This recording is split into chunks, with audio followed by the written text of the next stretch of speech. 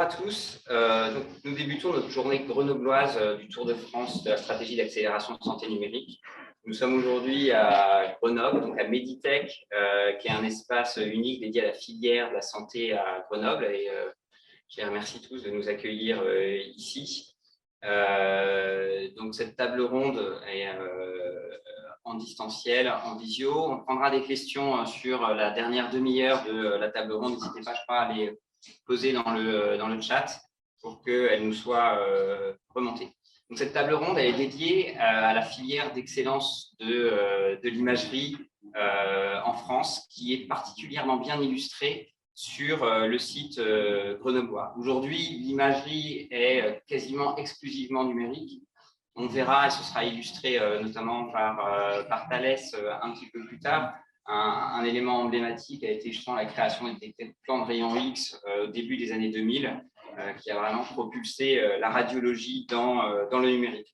Aujourd'hui, toutes les modalités d'imagerie, effectivement, ont ces nouvelles technologies. Il y a de nombreuses innovations et il y a encore beaucoup d'enjeux pour la santé. Et c'est un sujet qui est d'actualité, qui est extrêmement important. Donc, le panel d'intervenants qui est rassemblé ici avec nous et qui va nous rejoindre après la présentation de David vont nous permettre de mieux comprendre les forces de la filière en France, les actions de l'État pour aller accompagner cette filière et des perspectives derrière. Donc, on va avoir un continuum de la recherche scientifique à la start-up en passant par l'importance du rôle des professionnels de santé, évidemment, au cœur de ces innovations, et puis le rôle de structures plus transverses d'accompagnement local ou national. Tout de suite, je vais passer la parole donc, à David Senati, qui est le coordinateur interministériel de la stratégie d'accélération santé numérique, pour avoir une présentation de cette stratégie. À toi, David. Merci, Émeric. Bonjour à tous. Merci à Meditech et toutes les équipes régionales de nous accueillir, à l'ARS, à Paris, au cluster, à Lyon-Biopol, à Medicalps et bien sûr à Meditech de nous accueillir ici. Et j'en oublie probablement. Merci aussi au rectorat académique d'être associé.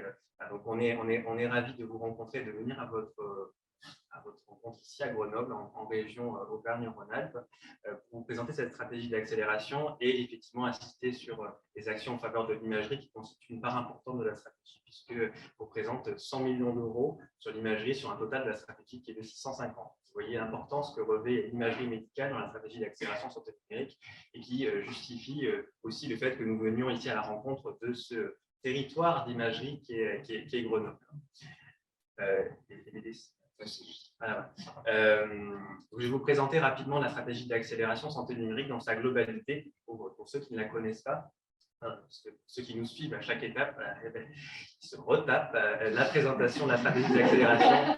Je suis désolé, voilà, je la connais par cœur évidemment, et c'est un plaisir de vous la présenter. Donc, je suis coordinateur de cette stratégie qui est interministérielle et c'est la première fois qu'en santé numérique, nous avons la chance d'avoir tous les ministères concernés autour de la table. Donc, bien sûr, le ministère de la Solidarité et de la Santé, auquel j'appartiens, mais également le ministère de l'Économie, des Finances et de la Relance, le ministère de l'Enseignement supérieur de la Recherche et de l'Innovation, le secrétaire général pour l'investissement et le service du Premier ministre.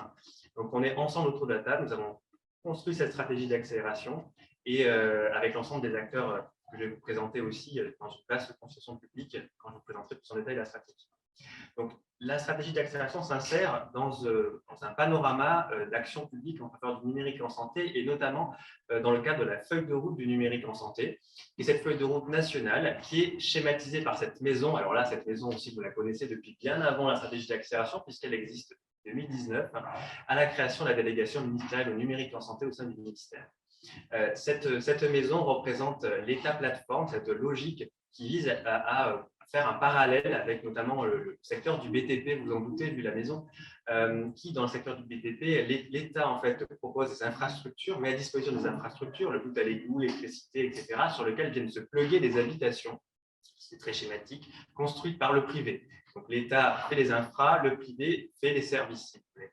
Et là, au niveau du numérique en santé, jusqu'à présent, l'État était présent, mais n'était pas, cette logique publique et privée n'était pas aussi franche et claire. Donc, on clarifiait cette doctrine sous cette forme, cette maison qui schématise cette logique.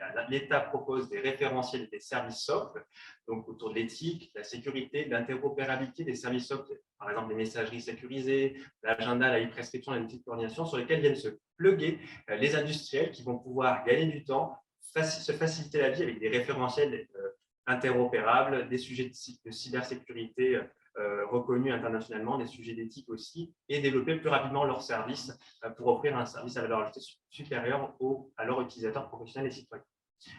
L'État propose aussi des plateformes numériques et je pense que Mon Espace Santé, je ne peux pas passer cette slide sans vous parler de Mon Espace Santé, que vous connaissez tous et j'espère qu'ici et en ligne, vous avez tous ouvert votre espace santé. Si ce n'est pas le cas, vous n'êtes pas obligé d'attendre le courrier de l'assurance maladie pour le faire. Vous pouvez générer un code en bas de la page monespacesanté.fr. Je crois qu'il y a du Wi-Fi. Pour pouvoir créer votre espace santé, qui est vraiment votre coffre-fort de vos données de santé, qui va s'enrichir de nouveaux services. Mais on n'est pas l'objet de la présentation, mais voilà, pour faire un petit teasing sur le sujet Mon Espace Santé. Au-dessus de la maison, vous avez ces nuages qui forment la stratégie d'innovation du numérique en santé et qui constituent donc nos stratégies d'accélération. Nous sommes dans les nuages, mais quand même bien ancrés dans la réalité des porteurs de projets.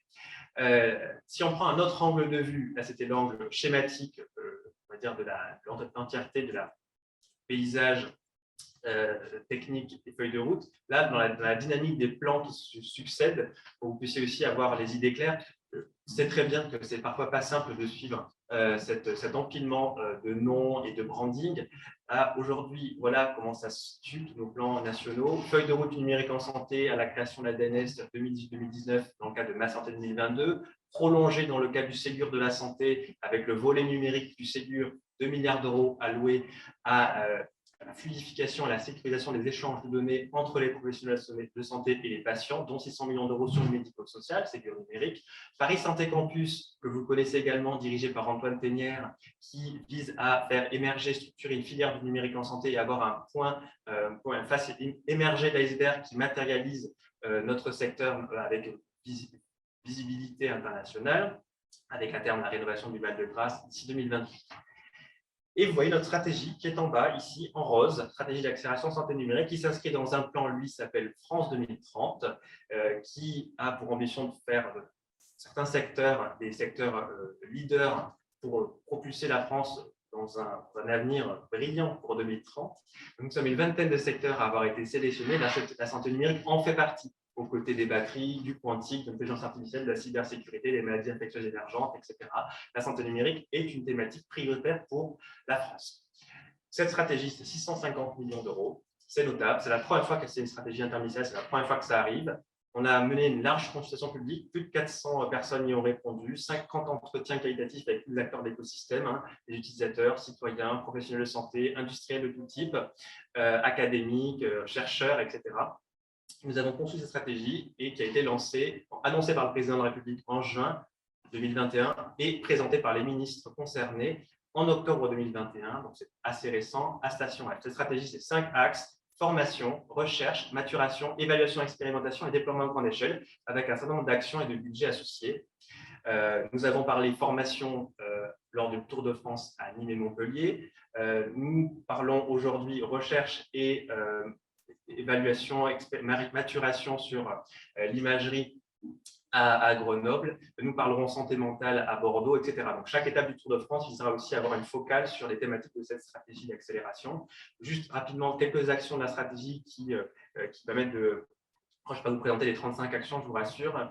On va passer rapidement à la table ronde. Et juste quelques focus. Sur l'imagerie, nous avons 2 actions en cours sur l'imagerie. Donc, on accorde près de 100 millions d'euros sur l'imagerie médicale dans la stratégie d'accélération, comme l'a dit Émeric, thématique centrale, via notamment IDEMO, qui est un guichet ouvert au fil de l'eau sur le site de la BPI, vous pouvez y accéder rapidement. Nous accordons 75 millions d'euros à ce guichet IDEMO. Sur les projets à porteur unique, et souvent ce sont des consortiums qui postulent au projet IDEMO, pour des projets collaboratifs d'envergure autour de l'imagerie. Ça, vous êtes assez familier. Ça s'appelait à l'époque PSPC pour pouvoir remettre le bon naming. Maintenant, ça s'appelle IDEMO. Pour Innov, c'est un autre guichet de la BPI qui vise à favoriser l'émergence d'innovation là, sur des porteurs de projets davantage projets plutôt monopartenaires à un stade de maturité plus débutant. Où là, aujourd'hui, Innov est ouvert. Bon, aujourd'hui, vous voyez, on est presque le 22, donc ça se clôture le 22 mars. Ce sont des vagues Innov qui se réouvrent périodiquement, hein, en gros, tous les 6 mois, tous les semestres, il y a une nouvelle vague d'Innov qui se lance. Nous aurons à chaque fois des thématiques santé numérique, et là, voici nos thématiques prioritaires. L'imagerie, bien sûr, vous faites cette slide, mais également les dispositifs médicaux numériques, la santé mentale, on en parlera à Bordeaux, et l'accessibilité de la télésanté. Nous en parlerons dans une autre étape du Tour de France également. D'autres actions qui sont lancées.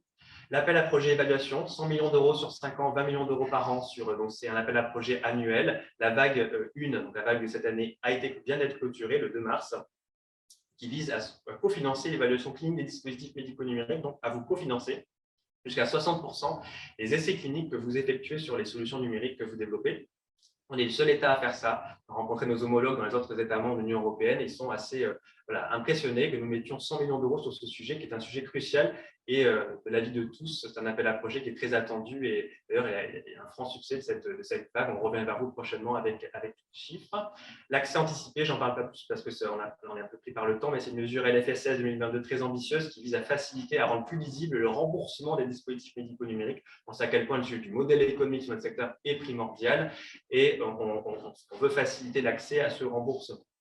Autre appel à projet que nous avons lancé à Nîmes, donc je ne reviens pas parce que vous l'avez suivi, le tiers-lieu d'expérimentation, 63 millions d'euros visant à créer 30 tiers-lieux d'expérimentation sur l'ensemble du territoire d'ici 2025 et d'y expérimenter plus de 100 solutions. Donc, ces terrains d'expérimentation qu'on appelle tiers-lieux sont vraiment des organisations qui visent à soutenir et à tester l'innovation concrètement en conditions réelles avec les professionnels de santé au lit des patients, si j'ose dire.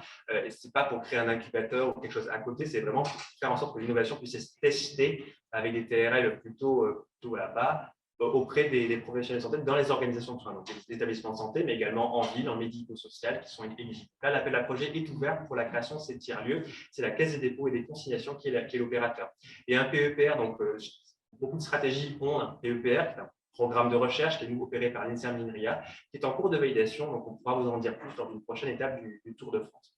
Et je ne pouvais pas m'arrêter comme ça sans vous parler de Genius, donc le guichet national de l'innovation et des usages en e-santé, avec lequel nous faisons ce Tour de France, puisque c'est le Genius Meet Us, où Genius est notre service interministériel, donc le portail interministériel pour la stratégie d'accélération santé numérique et au-delà pour la santé numérique, pour les innovateurs et les porteurs de projets. Donc Genius est opéré par l'Agence du numérique en santé, mais consolide l'ensemble des partenaires que vous voyez ici à l'écran, l'ANS, la NSM, l'assurance maladie, BPI, la CNIL, le ministère de l'économie, la French Tech, la HAS, Paris Santé Campus. Et c'est notre portail à tous, fédérateur, pour proposer une lecture plus facilitée de la réglementation, vous accompagner dans vos projets, vous donner la visibilité sur les financements actuels. Vous pouvez retrouver toutes les actions de la stratégie sur Genius avec une liste affiche sur tous les appels à projets lancés en cours, etc. Un podcast également que je vous invite à suivre, une page LinkedIn qui vient d'être ouverte il y a quelques jours, je vous invite à vous abonner pour suivre toutes nos actions. Et c'est ainsi que nous pourrons garder contact au-delà du Tour de France. L'objectif du Tour de France, je l'ai déjà dit à plusieurs reprises, donc je ne vais pas me paraphraser ce que je viens de dire. Donc, évidemment, venir rencontrer les porteurs de projets qui font la santé numérique concrète sur le terrain. Ce n'est pas nous, dans les ministères, dans les bureaux, qui ont la réalité de la santé numérique. Loin de là, on avait vraiment besoin de ces échanges parce que la crise sanitaire nous a empêchés de le faire à toute création de la stratégie. Ça me paraissait important de venir à votre rencontre. La sélection des villes, c'est faite de par si vous voulez, les terrains d'expertise des différentes régions, mais évidemment, nous avons vocation à venir à votre rencontre. Il y a des régions qui n'ont même pas, les pauvres, d'endroits où nous venons les voir, donc ne vous inquiétez pas, je reçois plein de messages sur ce sujet, je suis désolé, on est un peu victime de notre succès du coup. Nous viendrons vous voir et même au sein de ces grandes, qui sont maintenant très grandes régions, nous pourrons revenir dans d'autres endroits, je pense notamment à Lyon, qui est ici également une de vos capitales régionales. La capitale région. Merci beaucoup David. Excellente présentation comme d'habitude.